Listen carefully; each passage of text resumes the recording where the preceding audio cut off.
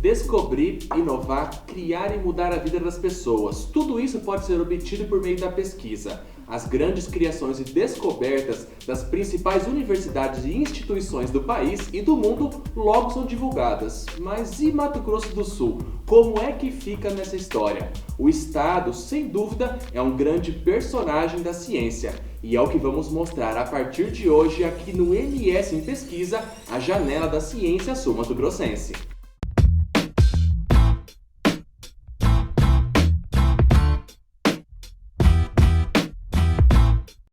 Goiaba todo mundo conhece, mas ela, como muitas outras frutas brasileiras, esconde uma série de descobertas. Foi o que pensou um grupo de pesquisadores sul-mato-grossenses da Universidade Católica Dom Bosco, em Campo Grande. Eles investigaram os peptídeos, que são biomoléculas presentes nas goiabas, e descobriram que, se bem explorados, poderão se transformar em um importante aliado na luta contra superbactérias, que há tempos são uma preocupação das autoridades em saúde. Duas são superbactérias que as descobertas dos pesquisadores do estado podem combater. Uma é a chamada Pseudomonas aeruginosa, superbactéria causadora de infecções no intestino. Outra é a KPC, responsável por causar pneumonia, infecções sanguíneas e no trato urinário, quadros que podem evoluir para uma infecção generalizada. Esse peptídeo pode funcionar como um poderoso antibiótico.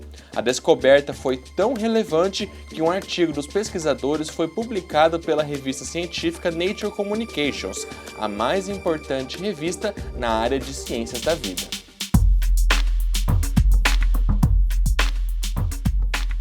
Com a publicação na revista Nature Communication, o grupo de pesquisa da UCDB nos ajuda a contar o que o Estado tem a mostrar para todo mundo nesse campo. O líder do grupo, o professor Dr. Otávio Luiz Franco, está aqui com a gente. Formado em Ciências Biológicas pela Universidade Federal do Ceará em 1998, ele é doutor em Biologia Molecular pela UNB e hoje é professor da UCDB, professor adjunto na Universidade Católica de Brasília e pesquisador no Conselho Nacional de Desenvolvimento Científico e Tecnológico. Professor, muito obrigado pela participação.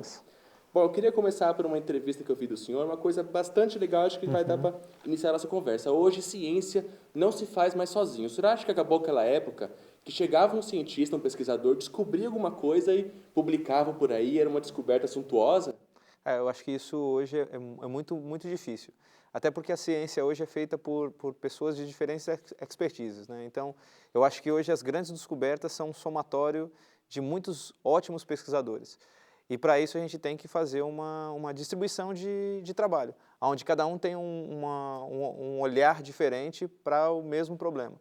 Então hoje eu vejo com muita dificuldade a ciência sendo feita por um único indivíduo. Eu acho que os grupos hoje multitarefas e multidisciplinares conseguem fazer pesquisas de mais profundidade e de maior qualidade. Bom, eu acho que foi o que vocês tiveram lá na CDB, né, essa equipe multidisciplinar. Isso. Mas agora falando dessa pesquisa, a goiaba, que foi a fruta que vocês usaram, ela chama muita atenção por ela ser muito característica da nossa região. Como é que vocês chegaram na goiaba? O que ela tinha que chamou a atenção de vocês? Essa pergunta é interessante, porque a gente, na verdade, começou há muitos anos atrás, quase 15 anos atrás. Nós começamos a buscar antibióticos em frutas, porque, na verdade, em sementes de frutas, porque as sementes elas têm que sobreviver na natureza. Uma semente cai de uma planta e aí ela tem que se desenvolver, mas tem uma série de micro-organismos no solo. Então, a premissa era, se ela consegue sobreviver num ambiente cheio de bactérias, ela deve ter algum sistema defensivo dentro dela. E aí, na verdade, nós selecionamos 10 frutas diferentes. E aqui funcionou melhor.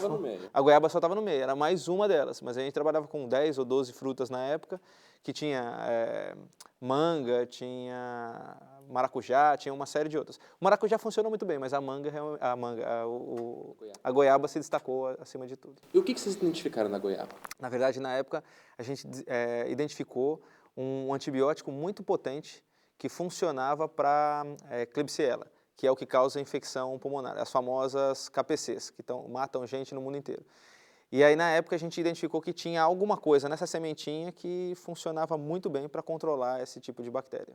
Bom, tem dois nomes super difíceis dessas superbactérias, eu vou ler aqui porque é bem difícil, que vocês descobriram a partir da goiaba, que podem combater. São peptídeos, é o peptídeo que vocês descobriram. Isso, um peptídeo é uma proteína pequenininha. Então, é um tipo de proteína que funciona muito bem para matar. É um antibiótico parecido com uma proteína. Tem essas duas superbactérias, a Pseudomonas aeruginosa Isso. e a KPC. Isso. O que elas causam nos seres humanos? A Pseudomonas causa infecção generalizada. Então, ela pode matar por infecção cutânea, infecção intestinal, raras infecção intestinal, mas é mais infecção cutânea.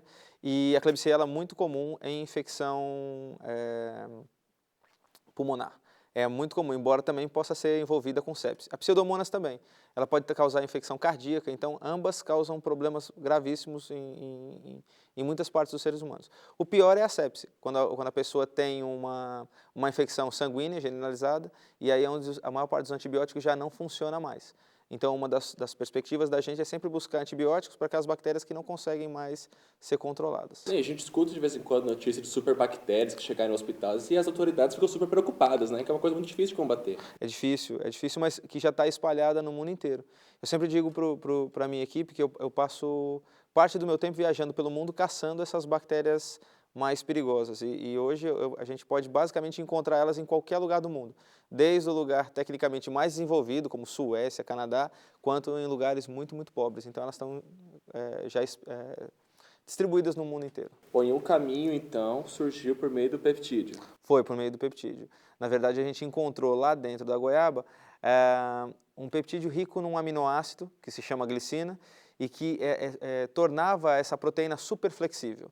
Então, uma das coisas que nos atraiu nessa proteína da goiaba é que ela era super flexível e conseguia encaixar muito bem na superfície das bactérias, destruindo a bactéria. Uma coisa que a gente deve estar conversando antes, para a audiência entender, a gente fala muito da goiaba. A goiaba que a gente conseguiu, que o grupo da universidade conseguiu essas descobertas, mas ela foi um personagem bem do comecinho da pesquisa e quando vocês fizeram a extração. Queria que o senhor explicasse um pouquinho dessa etapa, do comecinho da pesquisa.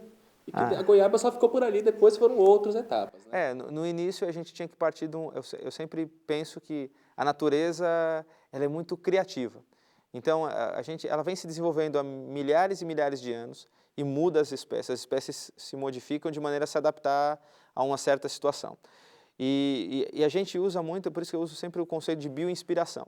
A goiaba foi a minha bioinspiração. Então havia um peptídeo nessa semente, mas a partir daí a gente só precisava do modelo inicial. Depois a gente começou a trabalhar com variações desse arcabouço, né? Mas no início foi muito difícil, porque até as pessoas me perguntavam assim, se eu comer goiaba eu vou me curar?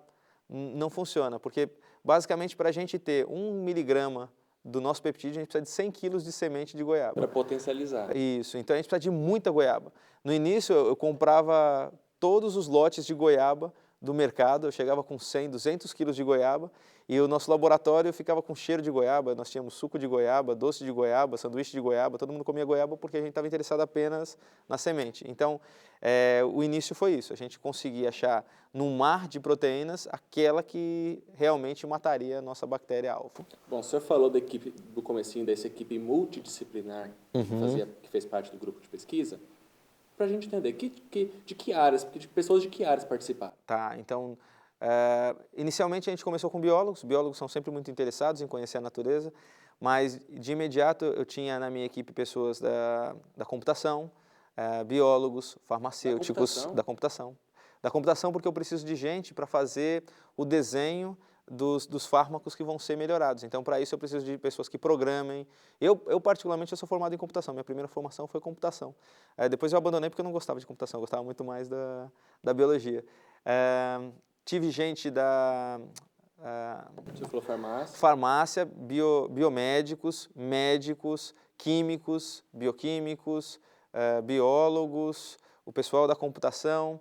Eu cheguei a ter alunos da educação física também, para ver efeitos sobre o exercício, aí era uma outra história. Então, é uma mistura. E a pesquisa, como a gente falou no comecinho, ela saiu na Nature Communication.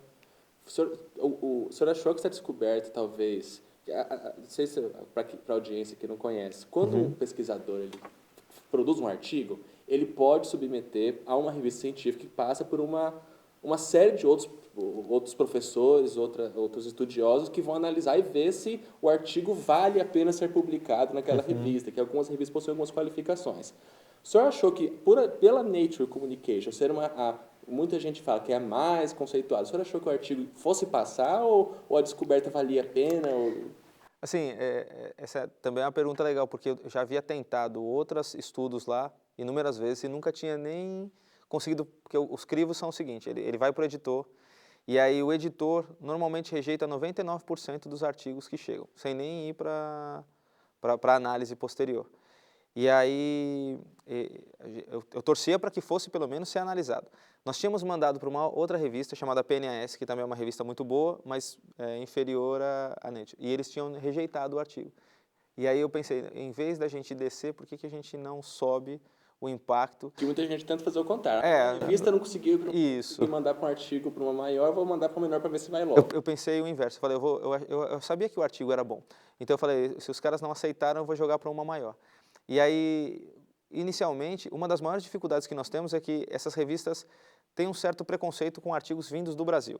Tanto que uma das estratégias que muitos pesquisadores usam é mandar via um pesquisador americano ou inglês. Porque um coautor? Eles podem ser coautores, mas às vezes os pesquisadores pedem para eles mesmos enviarem e aí fazer o intercâmbio com os editores. Os editores têm uma certa dificuldade. E aí eu decidi mandar daqui, do Brasil, e mandar do Mato Grosso do Sul e Brasília, por assim. E quando a gente enviou, muitas pessoas não acreditavam que fosse passar. Quando foi para os referis, só para avaliação, porque depois do editor, eu tenho um set de referis, que são pesquisadores da área, que vão me avaliar e tentar achar falhas no meu artigo, né, no nosso artigo. E aí eu já fiquei muito feliz, porque eu nunca tinha conseguido nem ir para os revisores. E aí, em 20 dias, os revisores mandaram a avaliação. E não era um aceite. Na verdade, eu esperava, quando eu vi o e-mail, eu falei, poxa, rejeitaram, foi muito rápido. E geralmente eles pedem milhões de coisas. E aí, quando a gente abriu o e-mail, eu quase chorei, porque tinha assim, só me dando parabéns, que o artigo era muito bom, e algumas pequenas considerações de escrita.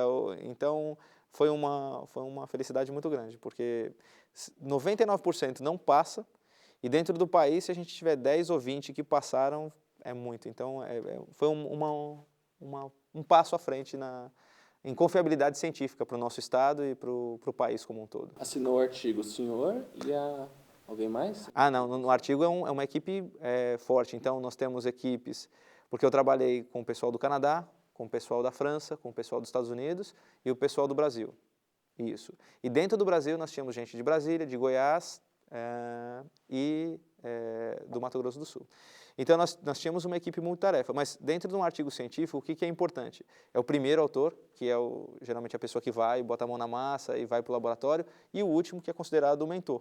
Então, nesse caso, o que foi ótimo é que o primeiro autor era brasileiro, que era meu aluno, e o último fui eu, né, que considerei como se fosse o organizador de todo mundo. Então, foi uma felicidade muito grande. Então, a goiaba rendeu bastante coisa. Rendeu coisa demais, tá louco. Legal. Professor, eu vou interromper um pouquinho a nossa conversa. O MS em Pesquisa volta já.